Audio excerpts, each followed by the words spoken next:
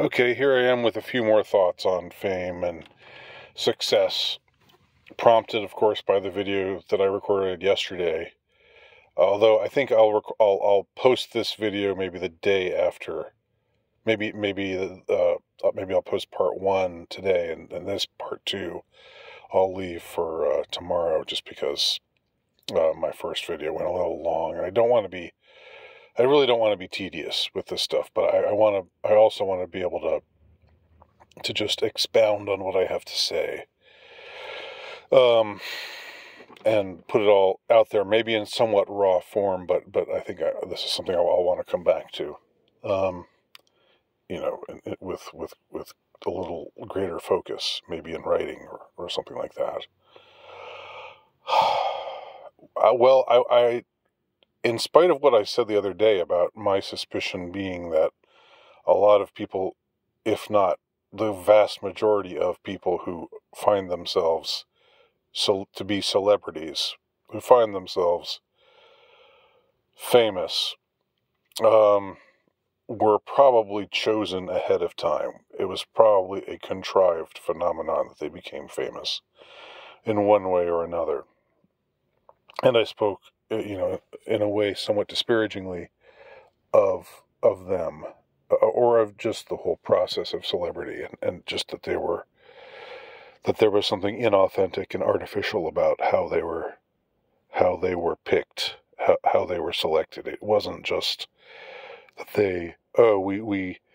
we tested all these people, and these are the people who came in off the street, and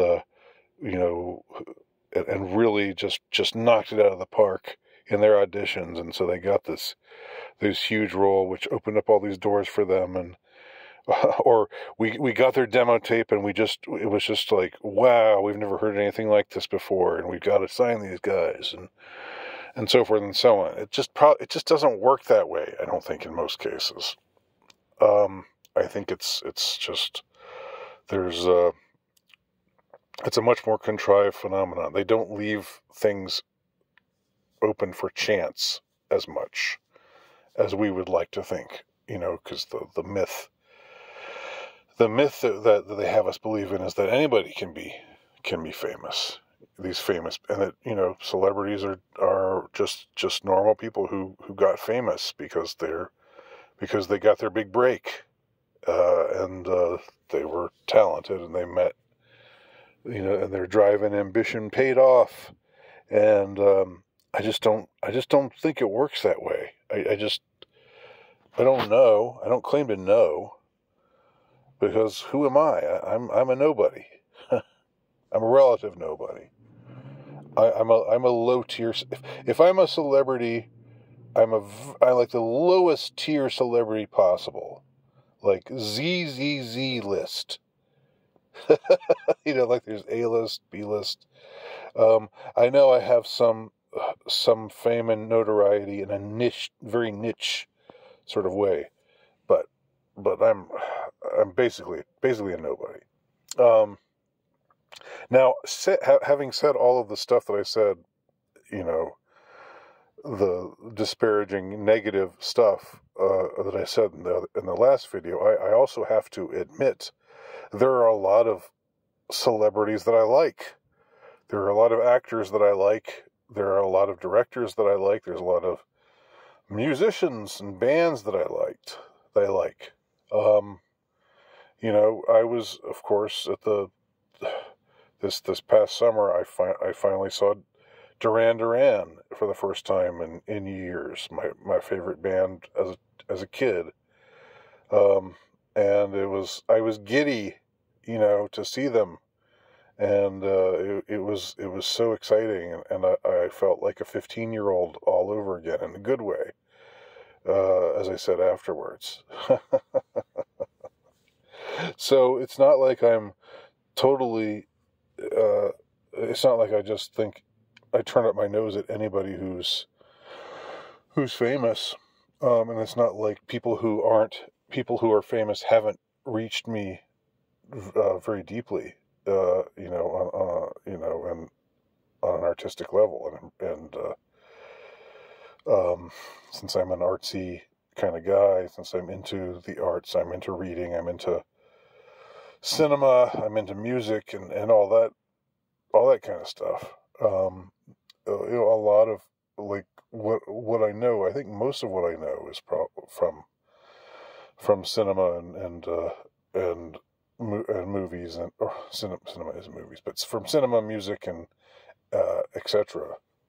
You know, even literature, my chosen field, is from people who are famous, who made it big, who were discovered, and given a chance to put their stuff out there in front of to have their work be exposed and promoted heavily. Promoted. That's a big deal. You've got to have somebody out there getting in front of the world and promoting you and making you look cool and exciting and like something that would be interesting to see, interesting to behold, interesting to listen to. So I'm aware of what it's called parasocial relationships, where it's a one-way relationship where you're a fan, whether it's with an athlete, whether it's with an actor or a musician or whatever.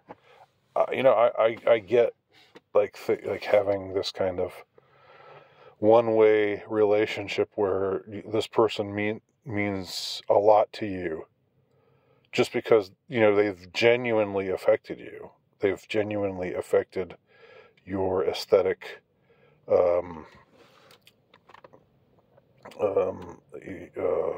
take on the world, and they've affected maybe in some ways your spirituality, maybe in some ways your morality, or whatever. Maybe you admire them, for this, that, or the other thing, or you just think they're just extremely talented, and you their art speaks to you. You can relate to it, and when people can relate to art, there is something very authentic feeling about that. You feel like they've touched your heart, and they've spoken to your soul, and they've read your mind. It's like, that's me. That's literally me. That we've heard a lot about the literally me phenomenon. This is where all of that takes shape, takes form, takes hold. But it's a strange position to be in when you're as cynical about this whole process and as suspicious about what goes on in the corridors of power and what these people have to do to become famous, and maybe the kind of moral shortcuts that they have to make. Like Glenn Campbell saying, there's going to be a lot of compromising on the way to my horizon, but I want to be where the lights are shining on me, like a rhinestone cowboy. That says it all. Like, what's the compromising? Like, what is it? Just I'll change my sound a little bit to appeal to a broader audience. Is that the extent of the compromising, or is it like, oh, I'm not gay, but I'll suck this guy's, this powerful guy's, I'll do that. I don't want to do it, but I'll do it because I'm eager to be famous. I'll do whatever I have to do to be famous. And yeah. Oh, you want me to kill someone? You want me to participate in a ritual sacrifice? Well, that's kind of something that I really would rather not do. But I mean, maybe it will all be worthwhile, because, it's too bad that I had to, participate in this murder. but I believe in my artistic vision, and it'll all be justified by the fact that the world gets to see my artistic vision, and that'll bring so much good to the world, even though I had to literally kill someone or rape someone or do some other awful thing, participate in some ghastly ritual or other. And this isn't just like, I think this stuff actually happens. I want to make that clear. I'm not exaggerating. We know, like, the casting couch. That's notorious. We know that there's it's been talked about. There are plenty of stories that have already emerged. So you can't just be totally naive about this stuff. And in our day and age, I don't think you can. I think there's a lot more exposure of stuff. Even if it gets denied, it's still out there. Like when you think Richard Gere, just to take it in a really gross direction for a second, when you hear about the actor Richard Gere, what comes to mind for you? For a lot of us, we hear Richard Gere and we think gerbil. That's the first thing we think of when we hear the name Richard Gere. Richard Gere, an actor who came into prominence in the 80s.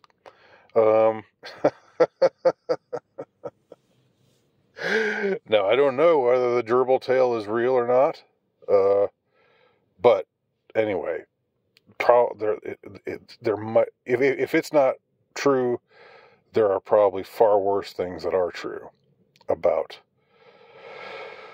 fame and celebrity. So there's the contrivance of just that Hollywood is, or the music biz, the whole prominent artistic scene is compromised in the sense that it's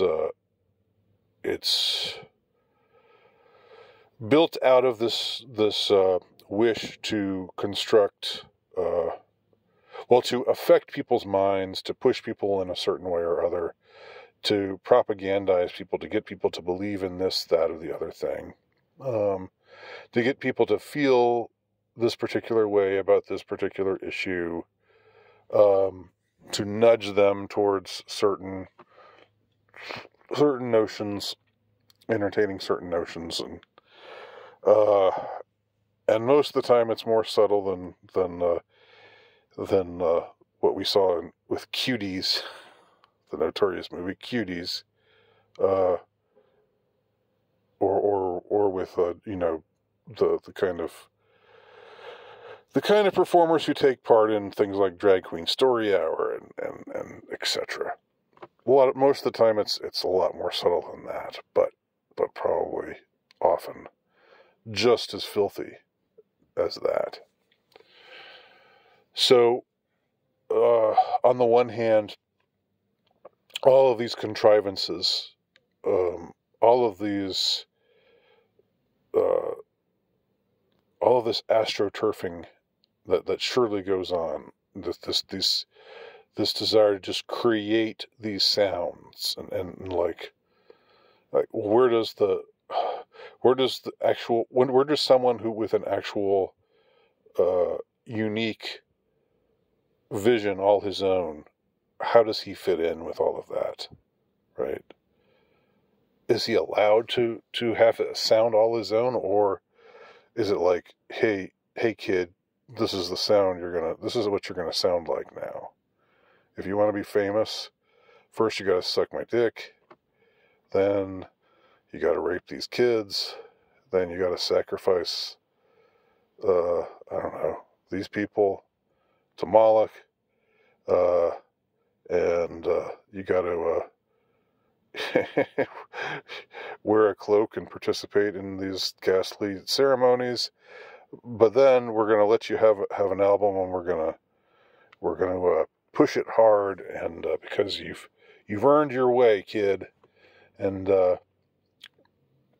but you can't sound like that. You can't sound like you wanted to sound like. You gotta take direction from this music producer who's going to make you sound this way. You gotta, you weren't, and I know, and hey, honey, I know you weren't into like being all slutty and like showing your body and moaning and groaning orgasmically. You just wanted to sing songs that were from the heart, and that was all. That was really cute, honey. And we all like you. We all like you a lot. But really, honestly, if you want to make it big in this business, you gotta shake that money maker, baby. You gotta take advantage of your assets, and you're a good-looking girl. So, I'm obviously assuming the role of a sleazy Hollywood executive right now, or music business executive. And again, I'm not being